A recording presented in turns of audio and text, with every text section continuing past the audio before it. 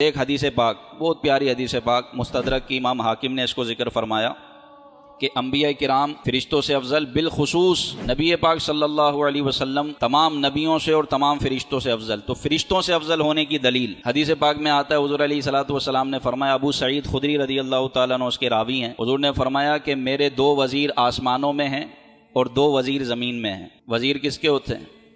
بادشاہ کے۔ جو بادشاہ ہوتا ہے اسی کے وزیر ہوتے ہیں۔ آپ کے اور میرے وزیر ہیں، ہمارا تو کوئی نوکر بھی نہیں ہے، تو وزیر کہاں سے ہوں گے؟ تو وزیر بادشاہ کے ہوتے ہیں۔ حضور فرماتے ہیں میرے 2 وزیر، آپ کی بادشاہت تو دیکھے کہاں تک ہے؟ حدیث میں اس میں اشارہ ہے کہ محبوب کی بادشاہت آسمانوں تک ہے، جبھی تو اشارہ کرتے ہیں چاند کے 2 ٹکڑے ہو جاتے ہیں، اشارہ کرتے ہیں ڈوبا ہوا سورج پلٹ آتا ہے۔ بادشاہت اللہ نے آپ کو کیسی عطا فرمائی؟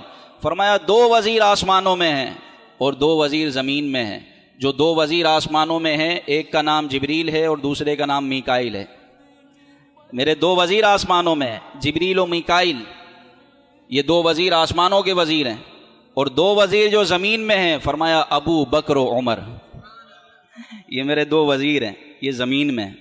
آسمانوں کے بھی 2 وزیر، زمین کے بھی 2 وزیر۔